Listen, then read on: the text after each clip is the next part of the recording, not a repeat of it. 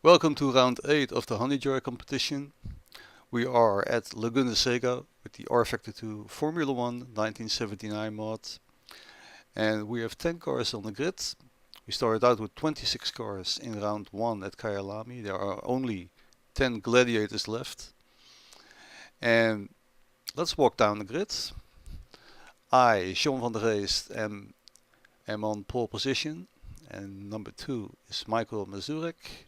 3 Brett Metcalf, 4 Dino Paolini, the only Ligier car in a all Williams field.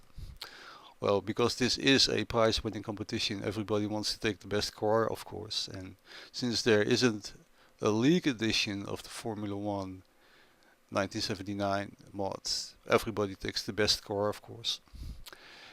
Then we have Paulo Lima, Sergio Casanovas, Nick Phillips, Mr. Talvici, Mr. Gutierrez, and Mark Hartley, who didn't set a qualifying time, is in 10th place, so he's opting to start at the back. Now there's a safe zone for this race. The safe zone ends after turn 1. So let's start the race.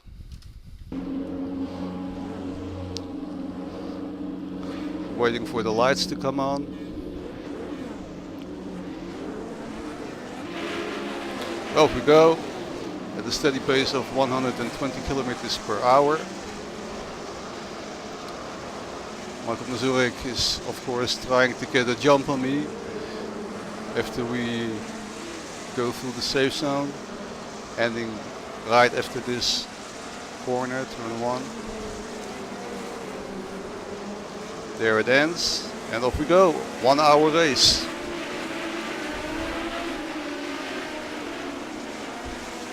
I had 2 setups for this race.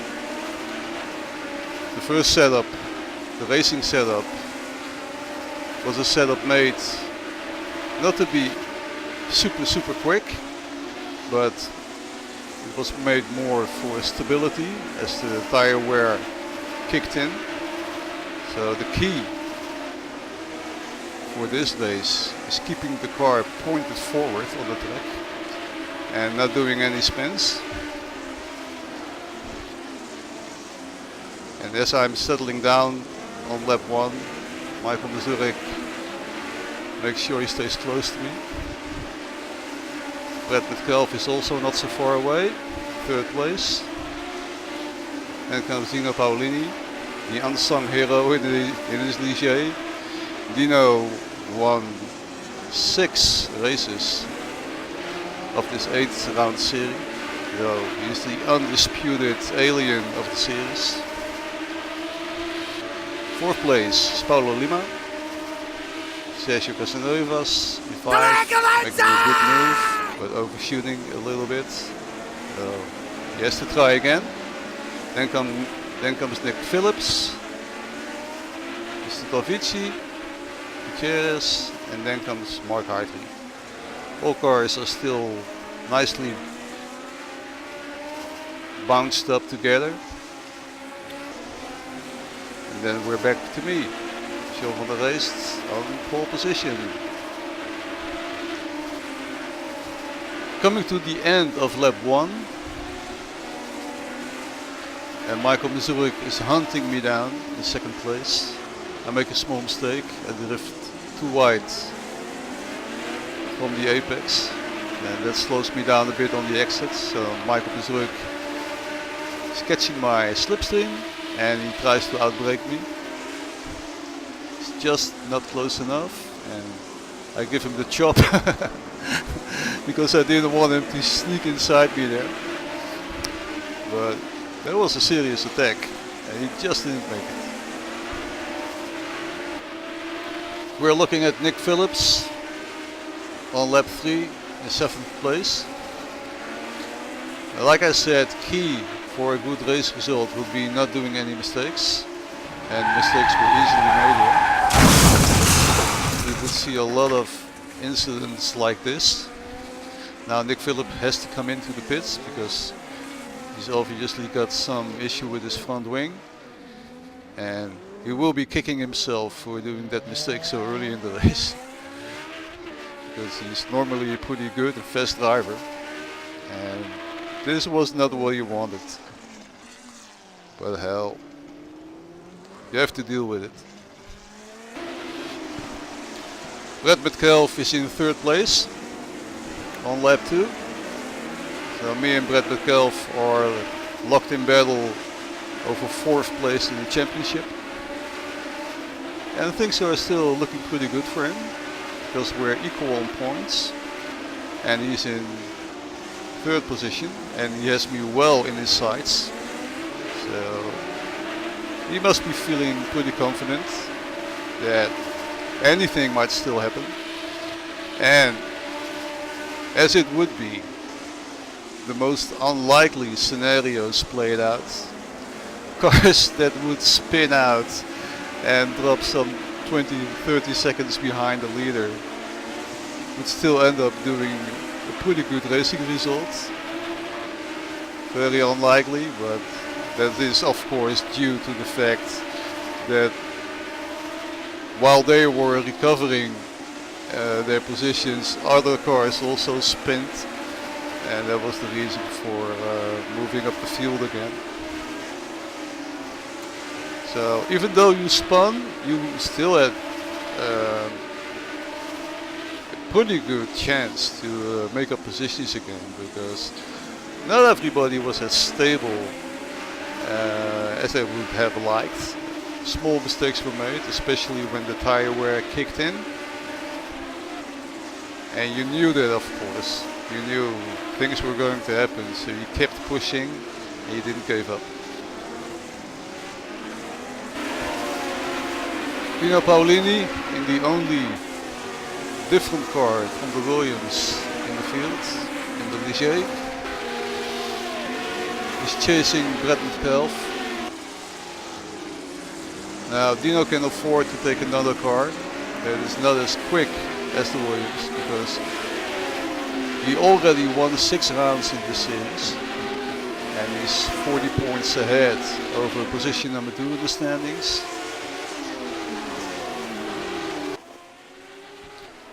On lap 6, back to me, John van der Veest. And as I'm growing more and more confident with the car and the way it behaves, I'm starting to pull a little gap on Michael Mazurek. So I'm feeling relaxed enough now to start pushing a bit. I had set up the car to compensate for the tire wear at the end of the stint, while still being fast enough to maintain any position I had. And luckily that was in pole position. So I know where my marks are. I know the tires are going off. I know how to compensate for it. Things are looking good. On lap 8, Brad Metcalf is being pressured by Dino Paolini, and he's also losing a bit of ground to second place Michael Mazurek. So he starts pushing the car a little bit more. And now here you can see he's a little bit too early with the power on the exit, and the car power oversteers to the left. Luckily he can keep it out of the barriers, but he's off, and now he has to wait for all the other cars to pass him before he can rejoin, so that puts him back in 6th place. He has to push really hard now to make up ground, but the final standings would show that he did a pretty good job on recovering the positions.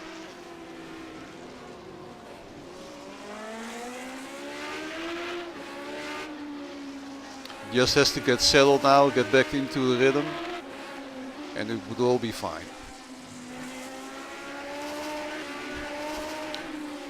Second place man, Michael Mazurek, has closed the gap on me now a little bit. I guess he's pushing the car. I promised myself not to push the car, not to overdrive, just keep a steady pace, not do any mistakes. Michael now brakes just a little bit too late. The rear brakes lock up. He also hits that red thing there, so that unsettles him even more. So now he drops back from second place. And he has to let Dino Paolini pass. And before he can rejoin, he also has to let Sergio Casanovas pass. So now Michael Mazurek is in fourth place. And quite a bit behind the leader.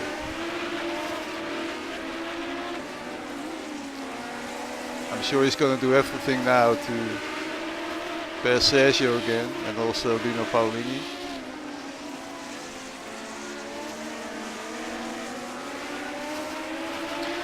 Just has to keep a cool head now, get back into a rhythm and fight hard. On lap 19, Michael Mazurek in second place is getting ready to pit. So there are two options, or he has a flat spot, or he's going to try an alternative strategy on me, first place. So while I'm staying out, he's going to pit, get fresh tires, and now he's going to hammer those lap times in, closing the gap on me, even trying to pass me when I do my pit stop. So while I'm struggling more and more on worn tires, Michael Mazurek is doing an early pit stop with fresh tires to get some good lap times in. It's a strategy move, I think, and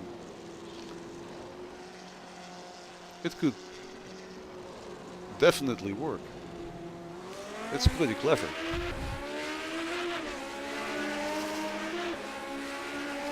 But the gap on me was significant enough that while Michael was doing an early pit stop, I was just going. I wanted to pass the 30-minute mark because it's a 1-hour race. I wanted to pass the 30-minute mark so I would have a good set of tires for the end of the race. And whilst Michael could overtake me after I did my pit stop, because of his early stop, his tires would become pretty bad by the end of the stint. But if he managed to get in front of me, I think he's hoping that he can keep me behind and still win the race. Oh, time will tell. But the gap to me is pretty big, so I'm rounding the last turn now, and there's Dino Paolini, some 16 seconds behind me.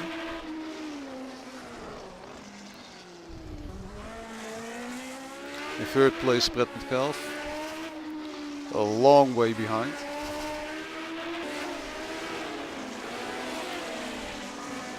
As you can see, I'm struggling pretty big now with the tires. Well, I want to get past that 30-minute mark. I want to have a good set for the last stint.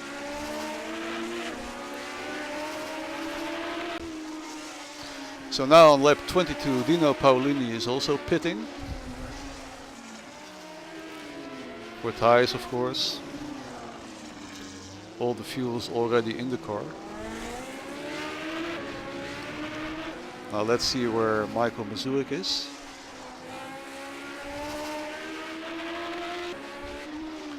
Brett Metcalf hasn't stopped and is trying to do a Scandinavian flick around that corner. So there's Michael Mazurek. He's in virtual third place, second place, before he stopped. And there goes Dino Paolini. There you can see him on the left side. Now this is going to be tense. Who's going to win this?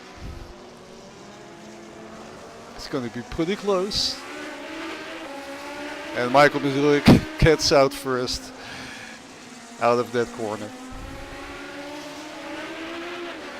But they are much closer than they were before Michael Mazurek pitted. So Dino Paolini definitely has the speed. And this could become pretty exciting. Time will tell. So now it's time for me to stop because I've done more than 30 minutes now. Comfortably in first place. And now comes the tragedy of the race. I don't know where the pit line is, the pit speed limit line. I thought it was there where the asphalt changed colors from dark to light. And I'm changing my tires, blissfully unaware of the impending doom of a stop and go penalty because of pit lane speeding. Didn't know it at that time that, but now as I cross the green light, there it is, stop and go penalty. So I'm thinking, what the hell? And I already knew that the race would probably be lost by now. But I thought, well, just keep pushing, maybe I can still get a third place out of this. So I've done the lap to do my stop and go penalty, coming to the end, and again overshooting the pit speed limit line. Again, not sure knowing where it was. So I come into my pit box.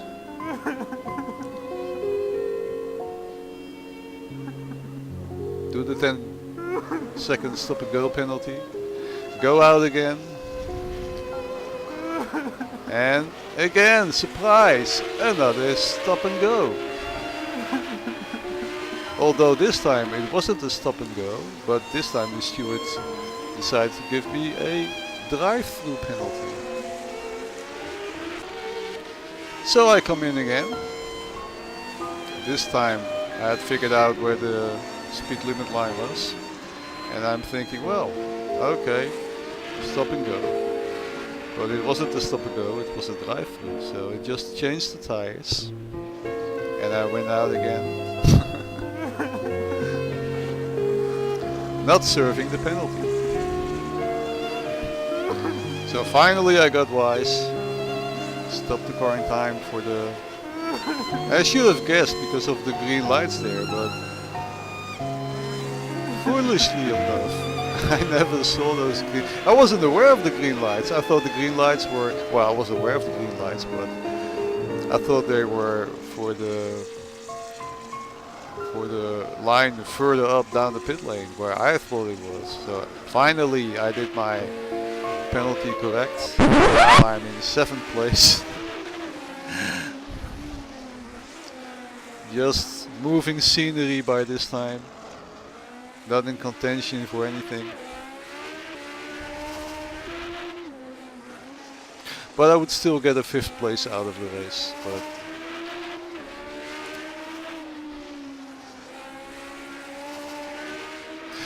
of course it was not what I hoped for. And it's a bit sour grapes to lose the race like that. But well, what doesn't kill you makes you stronger. Ain't that right? So, Michael Mazurek is now in 1st place on lap 35. And all the cars are pretty much spaced out now. So there's not so much more to show. Let's go down the field one more time to see where everybody is. Michael Mazurek in 1st place. Dino Paolini in 2nd place. And those positions would stay as they are. Then comes Brett Metcalf. A big way behind, but still in 3rd place. Then Tony Tovici, also with quite a gap to Brett Metcalf. Then comes Paulo Lima, also quite a bit behind Tony Tovici, Mark Heitri, and me, Sean van der Geest. Nick Phillips is out of the race, as is Sergio Casanovas. Tony Gutierrez is out, and back to position 1, Michael Mazurek, who would do a pretty good job of keeping Dino Paolini behind him. But compliments to Dino Paolini for getting second place and being as close as he is to Michael Mazurek in his Ligier, because it's no secret, of course, that the Williams is the better car of the field. Everybody takes the Williams because they all want to win the race and get some money. As they should, because, well, the money is just an ingredient for a bit more exciting racing. You have a goal to work to, and some bragging rights. So things would stay as they are.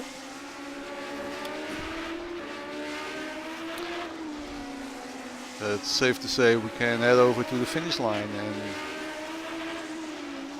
check out what's what and who's who and who's where.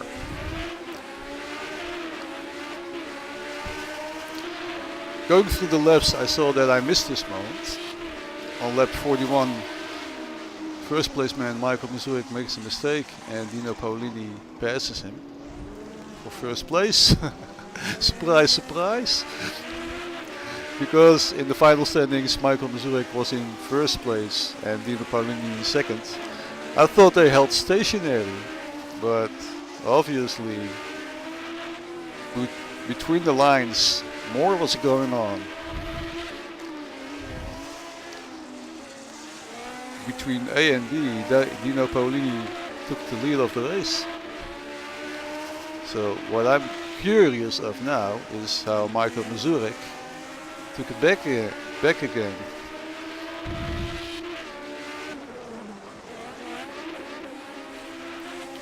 Well, I'm gonna find that moment where Michael Mazurek retakes first place.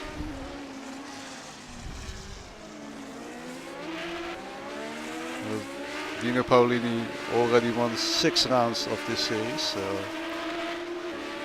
I'm curious as to what magic Michael is pulling out of his head to overtake Dino again.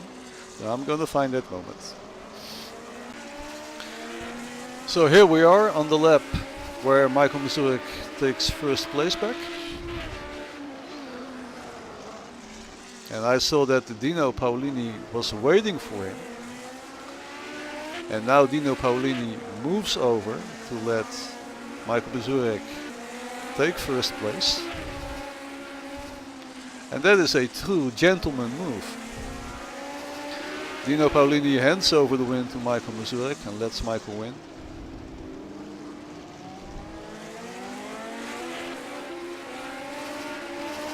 That's true racing spirit. To be a gentleman like that. My hat off to you, Dino.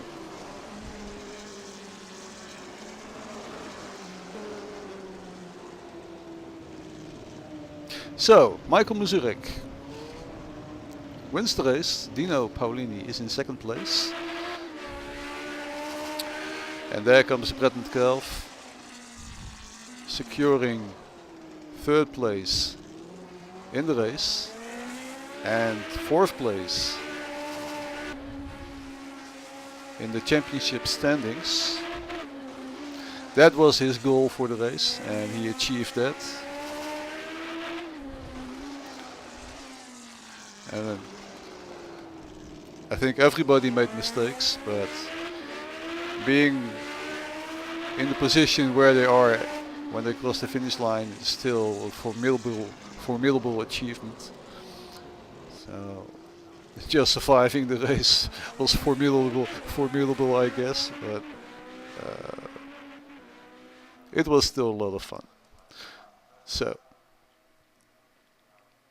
end of round 8, end of the series. There were laughs and there were tears. I say let's do it all again. See you in the next series, guys. Goodbye.